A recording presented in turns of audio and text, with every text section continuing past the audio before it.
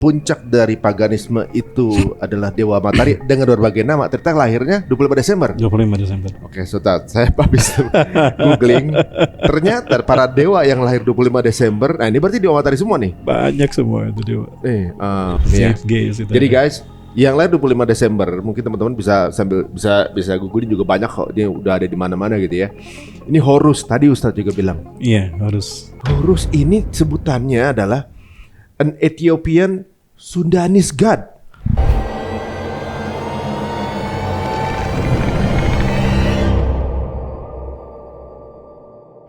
Assalamualaikum warahmatullahi wabarakatuh. Teman-teman semuanya, kembali lagi Cerita Untung. Dan kali ini sebuah hal yang tentunya akan menjadi sesuatu yang mind blowing, karena ternyata Indonesia adalah pemilik peradaban tertua di dunia. Ayo kita tanya dengan guru kita Ustadz Rahmat Baikuni. Jadi mohon maaf ini sekali lagi ini hanya dalam satu pandangan kita ya. Ya.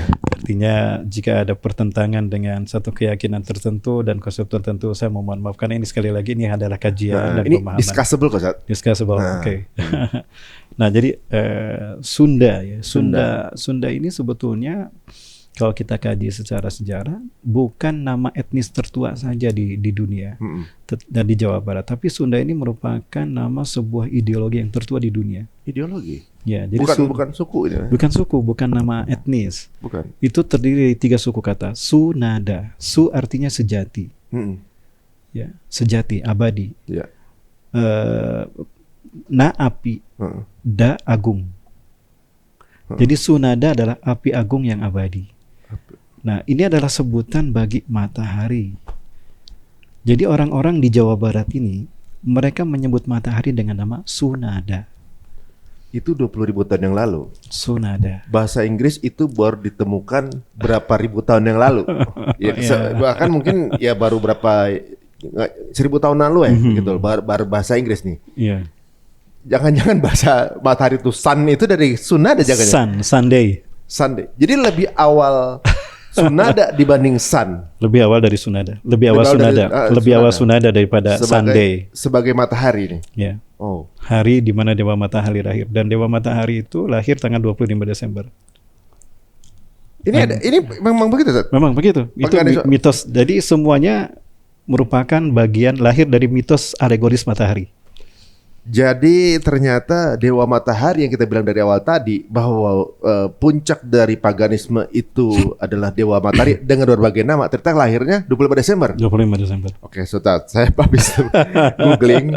Ternyata para dewa yang lahir 25 Desember, nah ini berarti Dewa Matahari semua nih. Banyak semua itu dewa. Jadi guys, yang lahir 25 Desember, mungkin teman-teman bisa googling juga banyak kok. Dia udah ada di mana-mana gitu ya. Ini Horus, tadi Ustadz juga bilang. Iya, Horus. Horus ini sebutannya adalah an Ethiopian Sundanese god. Ya Allah. Jadi ini udah Sundanese juga nih. Baik. Ini bukan orang Indonesia yang bikin nih. Lahir 25 Desember. Oh, dan polanya Ustadz. Lahir 25 Desember dan ibunya masih perawan. Iya. Wow. Iya. Oh, ini yang lahir 25 Desember dengan ibu perawan. Ini list Tuhan-Tuhannya ya, teman-teman ya.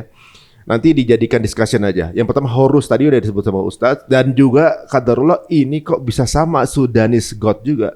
Sundanese God. Ya, Sundanese God. Kemudian Buddha ya.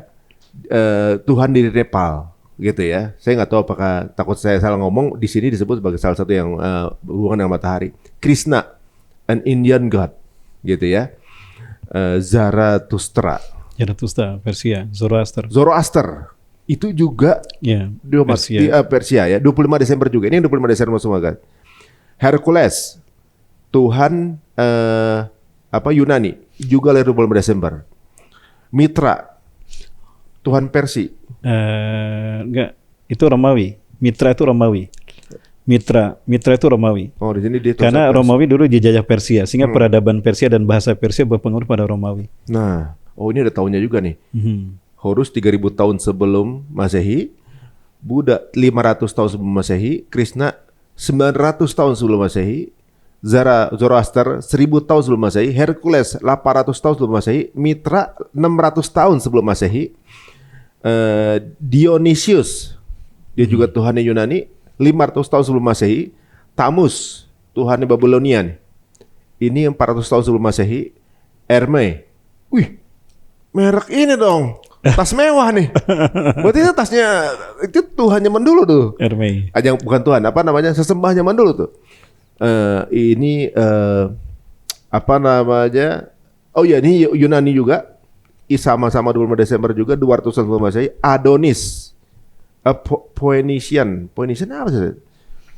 Suku Phoenicia. Dia 200 tahun sebelum Masehi. Baru kemudian yang ini Tuhan bangsa Romawi. Di sini sebutnya sebagai Jesus Christ ya. Maksudnya ini hanya Tuhan yang tanggal 25 Desember dan mungkin ini sebuah kebetulan ya, kita nggak tahu, nanti kan dibahas ya. 25 Desember dan semuanya dilahirkan oleh ibu yang perawan ya. Ini tanpa bermaksud untuk apa namanya, ini adalah pembahasan dari sisi Islam ya, Ustaz ya. Oke. Ini menarik karena sumber ini bukan didapatkan dari penulis Muslim, ini nggak ada nih. Ini dari buku The World 16 Crucified Saviors, Kelsey Graves, Christianity Before Christ, John G. Jackson, Who is the Kings of Glory, Alvin Boyd, Bible Myth and Their Parallel in Other Religion, T.W. Doan, Nailed 10 Christian Myth That Shows, ini Pak ada sebut nama tuannya mereka jadi nggak enak. David Vigilant, gitu. Titik-titik Never Exist, Kenneth Humphrey, Caesar's Messiah, Joseph Atwill. Ini banyak nih. Jadi di buku ini banyak. Dari buku-buku tersebut tertulis bahwa sesembahan yang lahir 25 Desember dari ibu yang perawan. Nah, ini relate dengan apa yang dibilang Ustaz bahwa Dewa Matahari disebutkan lahir tanggal 25 Desember. Itu emang ada sebabnya atau memang ditentukan aja itu? Ya, jadi ini qadarullah Allah yang mengatur bahwa di bulan Desember itu matahari bergerak ke arah selatan dan mendekat ke arah permukaan bumi ke titik nol. Nah, di bulan Desember ke arah selatan. Nah, hal ini mengakibatkan adanya musim dingin bagi mereka yang ada di benua subtropis ya, di wilayah subtropis. Nah, itu di bulan Desember, selalu begitu. Maka di bulan Desember itu dingin. Bagi mereka yang berada di wilayah-wilayah seperti Palestina ya dan sebagainya itu suka, dan di Eropa itu turun salju. Salju turun. Nah, di tanggal 22, 23 dan 24 3 hari. 22, 23, 24 itu dia diam. Dia tidak naik dan tidak turun. Dia ada di tempat yang tidak terhalang oleh permukaan bumi, sehingga dia disebut mengalami kematian selama 3 hari. 22, 23, 24. Mataharinya. Iya. Bergerak di situ. 22, 23, 24. Nah, tanggal 25 dia muncul lagi, lahir kembali tapi mengarah ke utara. Ya, sunrise, Sunday, sun god. Jadi konsep ketuhanan yang lahir tanggal 25 Desember harus mati dulu 3 hari. Harus mati 3 hari. Kemudian dia bangkit lagi, hidup lagi. Ya, dan itu ditandai dengan adanya salib di angkasa. Ya, ada salib terlihat di susunan galaksi. Ya, susunan galaksi. Ada bintang yang bentuknya ada bintang, gitu. dan itu pertanda memang di saat itu matahari besoknya akan mengalami kelahiran kembali, tapi mengarah ke arah yang berbalik utara, menandai bahwa musim dingin berakhir, dan itu ditandai dengan awal kehidupan akan terjadi kembali, karena matahari akan kembali lagi berbagi cahaya sehingga kehidupan itu muncul kembali. Makanya ada tahun baru abis itu. Maka diciptakan tahun baru setelah itu. Dari situ 25 Desember jadilah hari di mana matahari lahir kembali sebagai hari untuk penyembahan Dewa Matahari. Sunday, Sun God, Sunrise. 25 Desember. Nah, dari situlah berkembang ke seluruh dunia dengan nama-nama yang disesuaikan dengan peradaban bangsanya. Iya. Kan manusia itu punya adaptasi geografis. Adaptasi perilaku dan segala macamnya disesuaikan dengan tempat di mana mereka berada, di wilayah mereka berada. Sehingga bentuk dari zigurat atau piramida yang dibangun mereka pun berbentuk yang berbeda-beda. Dan di Asia itu kebanyakan dalam bentuk candi karena memang peradabannya seperti itu. Di Jepang juga matahari penyembahan matahari terbit, karena negara juga matahari terbit. Matahari terbit. Wow, sunrise. Jadi Tuhannya bangkit lagi. Terlahir lagi ya. Oke, itu kita kembali lagi ke Sunda nih. Masih menarik nih di Sunda. Sunada. Sunada. Nah, apa namanya? Dari zaman dulu ke sekarang nih, berarti Ustaz. Maksudnya di zaman itu kan ada beberapa tadi kayak sebagai cahaya ini cahaya segala macam itu sebagai tandanya dulu memang kepercayaan itu ada gitu. Yang masih tertinggal apa? Yang masih tertinggal kode-kode itu gitu. Jadi dari peradaban Sunda ini kan menyebar ke seluruh dunia. Dan menyebar bahwa kok sejarahnya sama. Di peradaban Sunda yang ternyata pusatnya itu adalah Parahyangan. Ya, Parahyangan itu juga terdiri dari 3 kata. Pa itu tempat, Ra matahari, Hyang leluhur. Jadi Parahyangan itu adalah tempat leluhur dewa matahari. Dan itu pusatnya di Purwakretos. Purwakretos inilah tempat di mana dewa matahari itu diagungkan dan dibesarkan. Nah, siapakah pelaku-pelakunya? Tokoh-tokoh yang menjadi penyebar dewa matahari agama Sunda itulah yang kemudian menjadi tokoh-tokoh pewayangan. Contohnya? Tokoh pewayangan ya, kayak Semar, Petruk, kayak gitu. Nah, itu menyebar dan maksudnya itu tumbuh di Sunda. Nah, wilayah Lembang sampai ke Purwakarta, Padalarang sampai ke Purwakarta itu merupakan titik di mana Sunda itu berkembang pertama kali. Ya. Tapi Parahyangan. Ya. Pa-nya? Pa itu tempat. Tempat. Ya. Ra dewa matahari. Maka di Mesir juga matahari Ra. Matahari. Banyak sesembahan matahari yang menyebutkan Ra sebagai dewa. Hyang leluhur. Jadi Parahyangan itu adalah tempat leluhur dewa matahari. Di Parahyangan. Berarti bukan dewa matahari aja, tapi leluhurnya juga pada di sini. Iya, gitu. ada di situ. Dan dia menyebar seluruh nama. Kemudian ada kisah yang menariknya ada kisah Dayang Sumbi dengan Sangguryang. Ya. Sangguryang itu sebetulnya sebutan lain untuk Sunda. Sangguru, Sangguryang. Guryang itu artinya apa? Sangguryang. Guryang itu ya orang-orang yang di Sunda yang menyebutkan kepada sosok penyebutan pada dewa matahari tadi. Sangguryang. Ya, sang guru yang membuat kehidupan itu semakin bermakna. Nah, Sangguryang kemudian berganti zaman masa sehingga penyebutannya pun berubah menjadi Sangguryang. Nah, Sangguryang ini diaplikasikan kepada ditujukan pada satu sosok yang dia jatuh cinta pada ibunya sendiri, Dayang Sumbi. Nah, namun ini tidak sempat menikah walaupun dia saling cinta. Namun di peradaban lain itu mirip juga, kayak di Namrus ya. Namrus ini dia jatuh cinta pada ibu kandungnya, Semiramis, dan itu betul-betul menikah.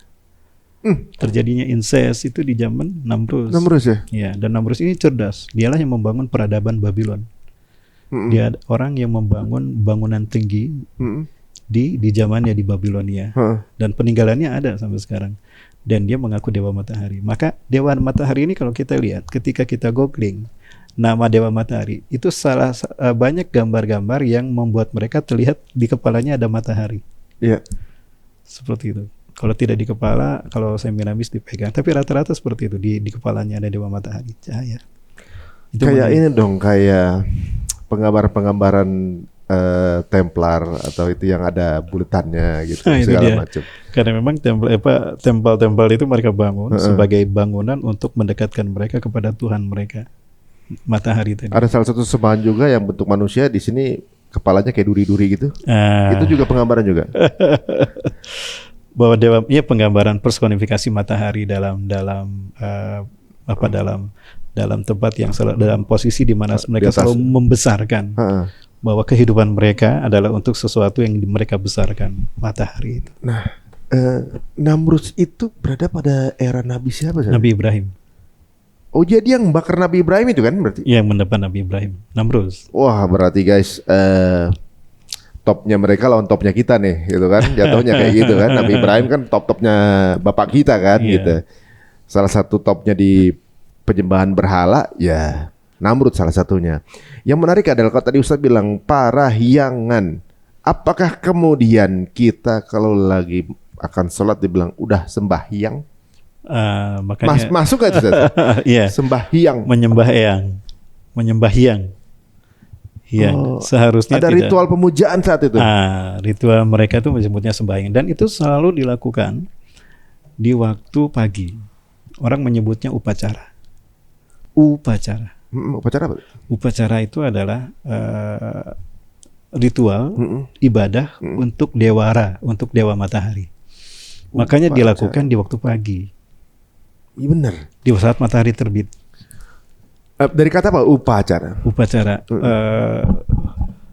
Upa itu saya memahaminya bahwa itu adalah sebuah kegiatan ritual yang rutin dilakukan untuk Ra, dewa matahari. Upacara. Jadi upacara, bendera. Upacara dan Ra. Bendera ada juga nggak ada? Bendera, bende itu panji, Ra matahari.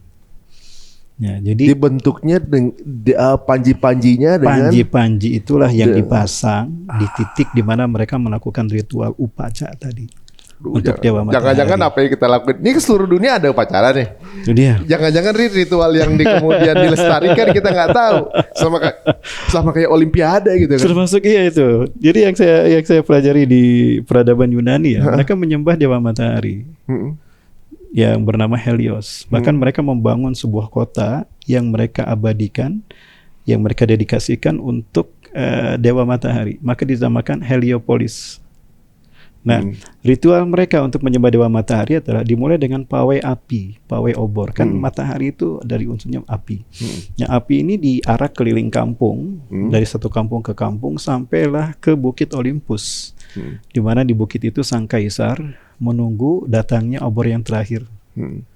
Penyerahan terakhir. Nah, serah terima dilakukan di Bukit Olympus, kemudian dinyalakanlah obor raksasa. Selama obor raksasa itu menyala, maka mereka melakukan berbagai macam atraksi. Atraksi ini dilakukan dengan berbagai macam cara sesuai dengan persembahan masing-masing kampung. Atraksinya berbeda. Itu ditujukan untuk dewa matahari mereka. Selama obor raksasa itu menyala, itu dilakukan di Bukit Olympus. Ritual itu orang mengenalnya dengan nama Olimpiade. Wah. Aduh, jadi sebenarnya banyak kebudayaan yang masih bertahan dilestarikan ya. Termasuk di Sunda ini. Nah, yang di Sunda ini, nah, inti ajaran mereka, bagaimana mereka bersyukur pada dewa matahari yang memberikan kehidupan. Maka alam ini harus mereka syukuri, harus mereka perlakukan sebagaimana sejatinya mereka hadir diciptakan. Maka semua alam ini harus diperlakukan sebagaimana dewa matahari memberikan kehidupan pada alam. Maka di alam mereka menghargai alam, gitu. Kehidupan mereka ke alam, naturalis banget gitu. Nah, itulah yang ada di agama Sunda. Nah, maka dibuat tanda beberapa bangunan-bangunan situs yang dibuat dari batu-batu lama dengan teknik yang luar biasa yang bisa membuat mereka tetap eksis dalam waktu yang lama. Dan dibentuk dalam bentuk zigurat sebagai tanda bahwa mereka mensyukuri alam sebagai karunia dari dewa matahari tadi. Dan itulah yang kemudian kita kenal dengan situs Gunung Padang yang ternyata lebih tua daripada Mesir dan peradaban yang lain. Ternyata di sini ya. Kemudian ada yang menarik termasuk Sanghu Tumpeng juga. Itu kan dibuatnya seperti itu. Oh, tumpeng memang dari zaman itu. Sanghu Tumpeng. Namang Songhu. Kita menyebutnya Sanghu sebetulnya. Coba saya lupa lagi nih istilahnya apa ya, bagaimana pembentukan katanya. Namun Sanghu Tumpeng itu kan dibuat seperti itu. Dan ada cucutnya yang ujungnya itu ditutup dengan daun. Ketika dibuka itu ada telur di sana. Itu satu mata, segitiga satu mata itu. Dan itu kayak sesembahan gitu ya, dipotong atasnya supaya lancar kegiatan. Maka, aduh. Dan kenapa dipotong atasnya? Karena nanti sempurnanya di akhir peradaban di mana sosok ini akan hadir. Maka nyambunglah semua, sempurnalah segitiga tadi. Ketika dua yang disembah ini hadir. Ini debatable teman-teman ya. Boleh didiskus. Ini hanya kajian saya sekali lagi. Maksudnya saya. Bukan setelah mendengar ini entah teman-teman nanti akhirnya merubah beberapa activity yang harus ada ritual tertentu yang sesuai dengan akidah gitu. Boleh-boleh aja kan. Oh, kalau nextnya saya nggak usah pakai. Kalau saya lagi ngeresmin sesuatu nggak mau pakai tumpeng, boleh juga dong. Silakan, boleh pakai tumpeng, tapi jangan dibikin kerucut gitu. Dibikin biasa saja, bundar aja, kemudian pasang telurnya di pinggir lah. Bukan berarti Sanghu Tumpeng nggak boleh, tapi istilahnya itu yang saya maksudkan, istilah dan pembentukannya. Sehingga bentuknya jangan pakai segitiga kayak gitu, ya, agar tidak terkait dengan ideologi yang lain. Maka dibikin aja biasa datar. Bukan berarti nggak boleh dibuat gitu. Soalnya di sisi lain saya juga pernah dengar kajian mengenai ulang tahun. pakai topi kerucut itu. Ah. Nah, itu berhubungan dengan kepercayaan pagan juga waktu itu Iya. kan. Nah, ternyata kerucutan begitu tuh semuanya mirip-mirip semua ya. Betul. Ada ini. Jadi juga teman-teman kalau ngajakin orang sholat aja, nggak usah sembahyang. Betul. Ya, Iya. kalau saya pribadi, yang lain kalau mau ini lanjut aja. Kalau saya pribadi kayaknya akan menghindari yang begitulah untuk biar kita lebih ya nggak ada nilai-nilai yang masih sisa-sisa gitu rasanya. Boleh dong saat Seharusnya aja. begitu, Nah, seharusnya ya, begitu. Karena setiap penamaan ibadah di dalam Islam itu ada makna sesuai dengan filosofi yang terkandung di dalamnya. Seperti sholat, kenapa disebut sholat? Karena dia adalah doa. Doa yang terbaik dalam seorang hamba kepada Allah adalah doa ketika dia panjatkan dalam sholatnya. Nah, dan di sholat inilah terdapat satu rukun di mana manusia akan ada dekat dengan Tuhannya, itu sujud sebagai puncak dari gerakan sholat. Ya, akramu bihil abdu ya ila rabbihi fis sujud faksiru du'afi. Kata Rasulullah SAW, sedekat-dekatnya seorang hamba kepada Allah Tuhannya adalah ketika dia sujud. Maka perbanyaklah doa di sana. Perbanyak doa. Nah, as-sholat itu sendiri artinya doa. Karena dia merupakan satu ritual ibadah fisik yang paling utama yang dimodulasikan dalam bentuk gerakan, zikir dan doa. Maka itulah kenapa sholat menjadi rukun Islam yang kedua setelah syahadat. Karena sholat ini menjadi parameter syahadat atau parameter tauhid seorang muslim. Benar tidaknya syahadat seseorang itu terlihat dari sholatnya. Makanya sholat itu semua gerakannya adalah konsep dasar tauhid. Ya, tapi kalau dibahas panjang ini, nanti nyambung dengan ibadah haji. Wah, haji menarik. menjadi rukun Islam yang kelima. Nah, kenapa haji menjadi rukun Islam yang kelima? Terakhir, karena haji merupakan konfigurasi raksasa dari tauhid umat manusia seluruh dunia. Kayaknya perlu kita bahas juga nanti jadi kebuka lagi nih kayak sesuatu yang yang akan kita bahas berikutnya nih. Nah, saat ini menariknya juga berarti udah sempurna Allah ngasih ya, termasuk sampai nama-namanya gitu. Dan itulah Islam. Makanya kenapa fitrah manusia itu Islam. Karena Islam inilah cara terbaik makhluk untuk bisa dekat dan menemukan siapa Tuhan penciptanya. Tidak meraba-raba gitu. Bener. Kadang-kadang manusia aja, maksudnya kita ada di asik-asikin nama budayanya, kemudian namanya disamain gitu kan ya. Tapi kalau setelah mendengar ini benar-benar ada beberapa perubahan ya kita dalam memandang sesuatu, bahwa memang ini sebuah battle yang nggak berhenti dari zaman Nabi Adam turun sampai akhir zaman. Ini battle yang nggak pernah berhenti, dan ini baru agak kebuka sedikit nih saat, walaupun saya mungkin menghindari menyebut salah satu nama kepercayaan. Kalau nggak salah dengarin, bisa aja saya salah, bahwa umat Yahudi mengakui Islam dengan Yahudi sama monotheis. Dia juga mengakui sebenarnya Tuhannya sama sebenarnya. Cuma dia lebih agung karena lebih duluan. Islam dianggap mengekor dan juga mencontek Talmudnya dia, Tauratnya dia gitu, dibilangkan gitu. Tapi kepada umat yang habis Yahudi kan ada satu umat keyakinan lain nih yang populer gitu, tapi kita nggak usah sebut. Mereka menyebut keyakinan ini pagan. Mereka sampai sekarang umat-umat ini yang populer ini, bagi Yahudi mereka adalah pagan, karena yang monoteis hanya Yahudi dan Islam bagi mereka. Saya juga sebenarnya kemarin bertanya-tanya, bagaimana pagan? Kan sama-sama ahli kitab gitu ya, sama-sama agama samawi saya pikir kan. Dari penjelasan antum barusan saya ngerasa mungkin Yahudi melihatnya dari sisi itu kali. Menentukan tanggalnya, tipe penyembahannya, segala macam. Apa di situ yang membuat kaum Yahudi menunjuk kepercayaan yang satu itu sebagai pagan. Apa itu? Iya, dari situ memang. Jadi ini sebetulnya paganis ini jadi merupakan satu ritual yang dari zaman dulu, in the ancient culture. Itu menjadi ciri khas mereka untuk mendekatkan diri mereka pada Tuhan mereka. Ya, kalau dilihat dari sisi sejarah Islam, sebetulnya ini muncul di zaman Nabi Nuh, bukan di zaman Nabi Ibrahim. Oh gitu. Zaman Nabi Nuh, dan saya melihat sepertinya Nabi Nuh inilah Rasul yang pertama, bukan Nabi Adam. Nabi Adam itu nabi. Nabi Adam itu nabi, Heeh. Nabi Idris nabi, Heeh. Nabi Syis nabi, bukan rasul. Heeh.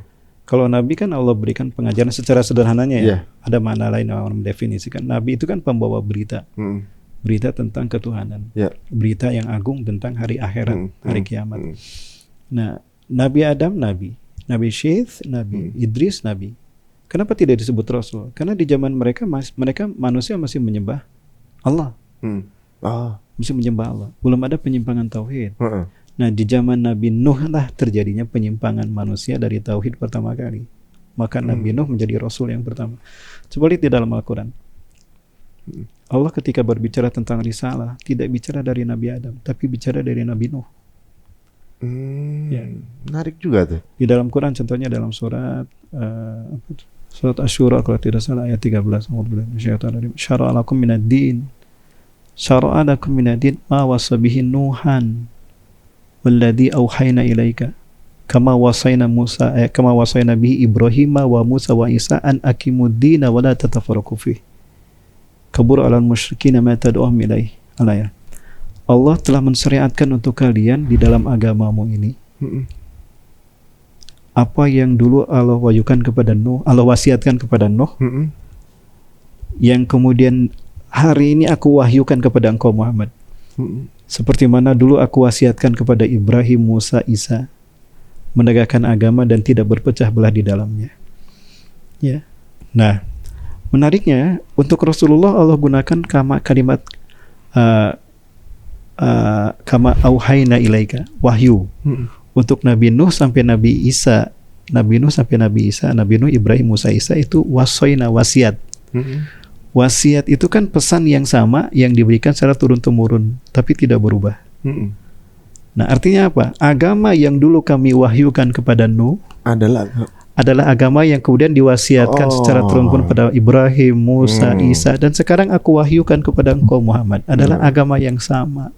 Tauhid, menegakkan agama dan tidak berpecah belah. Berarti berpecah belah syirik. Ya memang syirik. Berpecah belah dalam agama itu syirik. Bahkan sesama Islam aja gitu merasa dirinya berbeda, merasa yang paling itu syirik, termasuk bisa jadi kesirikan. Itu Quran surat Ar-Rum yang menjelaskan. Surat Ar-Rum ayat 31 32. A'udzubillahi minasyaitonir rajim. Munibina ilaih wattaqu wa aqimus salata wa la takunu minal musyrikin minal ladzina farraqu dinahum wa kanu syi'a kullu hizbin bima ladaihim farihun. Munibina ilaih, dengan selalu bertobat kepada Allah, wattaqu dan bertakwa kepada Allah, wa aqimus shalah dan mendirikan salat, wa la takunu minal musyrikin dan jangan kamu termasuk orang yang musyrik. Loh, kan sudah taubat, sudah takwa dan sudah salat, kok masih dilarang jangan musyrik? Itu yang saya kaji. Subhanallah. Apa maksudnya ini? Allah mengatakan kan sudah taubat untuk menjaga fitrah ya kan. Ayat 30-nya fitrah. Islam itu fitrah. Nah, kemudian dengan cara bertobat, bertakwa dan sholat untuk menjaga manusia agar tetap pada fitrahnya tadi Islam. Jangan termasuk orang-orang yang mempersekutukan Allah. Artinya kemusyrikan ini bisa jadi dilakukan oleh orang yang selalu bertobat, takwa dan sholat. Iya. Jadi orang yang selalu bertobat pada Allah, takwa dan sholat, belum tentu dia selamat dari kemusyrikan. Pertanyaannya, kemusyrikan macam apa yang bisa dilakukan oleh orang yang selalu taubat, takwa dan salat? Minal ladzina farraqu dinahum, yaitu orang-orang yang memecah belah agama mereka menjadi golong-golongan. Kullu hizbin bima ladaihim farihun, tiap golongan merasa bangga dengan apa yang ada pada mereka. Waduh, saya catat surat berapa tuh? Surat Ar-Rum. Ar-Rum ya. Surat ke-30 ayat 30 sampai 32. Oke. Ayat 30-nya kan berbicara tentang Islam itu fitrah manusia. Ar-Rum. Teman-teman boleh catat itu ya. Ini menjadi pembelajaran kita. Ar-Rum ayat 30, 31, 30 sampai 32. Ya, mudah menjadi bahan evaluasi juga buat saya pribadi dan juga teman-teman ya. Ini menarik ya bahwa kalau dibilang memang ketauhidan itu diajarkan dari Nabi Nuh, memang Nabi Nuh adalah nabi pertama, Rasul yang pertama yang mukjizatnya dahsyat gitu. Dengan cobaan nggak dipercaya. Mirip-mirip kan gitu kan. Nabi Nuh tuh sempat dibully kan. Kamu ini gitu. Disebut gila. Nabi Ibrahim pun begitu juga gitu. Bikin perahu di gunung ya, bukan di laut, bukan di pantai. Di pantai. Dibully lah dia kan, dibully. Nabi Ibrahim juga dibully juga kan sama orang penyembah berhala kan. Kemudian Nabi Isa juga dibully juga. Nabi Muhammad juga SAW dibully juga gitu. Iya. Bahkan kalau Nabi Adam dibulinya sama iblis kan Iblis gitu kan. langsung sama Ajazil. Sama Ajazil. Jadi guys, kalau sekarang kita merasa sebagai muslim tapi sukanya membuli, kita pikir lagi deh guys. Jadi udahlah.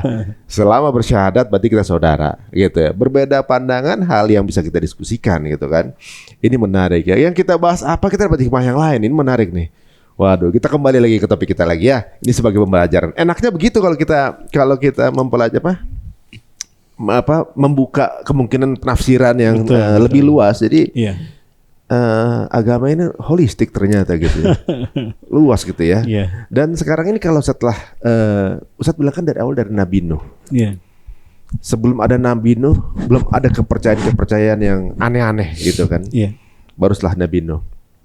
Dan kalau dari perbincangan kita bisa jadi kalau awal-awal dari paganisme atau kepercayaan berhala itu berawal dari dataran Indonesia. Saya dapat info juga bahwa kapal Nabi Nuh kayunya hanya ditemukan di Indonesia. Nah ini unik karena kan sekarang yang percaya perahunya ada di Turki kan? Iya. Nah, Turki apa Azerbaijan saya lupa. Turki Utara, di Turki Utara, di Bukit Judi. Di Bukit Judi, di atas Judi. gitu kan. Iya, Turki Utara. Tapi bahan kayunya ditemukannya di dataran Indonesia. Asia. Asia gitu ya. Betul, Indonesia bisa jadi. Nah. Karena Nabi Adam diturunkan di Asia. Kan Iya. Nabi Adam itu diturunkan fi makanin ala faqara. Maaf saya potong. Nabi Adam itu diturunkan di tempat tertinggi di muka bumi. Nah, itu semua sepakat sampai hari ini kan Nepal Iya. itu Himalaya itu Iya. puncak tertinggi. Nah, dari Nepal inilah peradaban ini sampai. Maka tidak salah kalau di Indonesia ada 2 telapak kaki yang disebut dengan tapak tua. Itu besar. Banyak yang masih nyalir itu telapak kaki Nabi Adam. Itu di Aceh. Zulkarnain ini, dia orang yang pintar cerdas, dialah arsitek Mesir. Dialah yang membangun peradaban Mesir, arsitektur kotanya. Dia pakar ilmu kimia, fisika, dan matematika. Dialah yang membangun arsitektur di balik pembangunan piramida.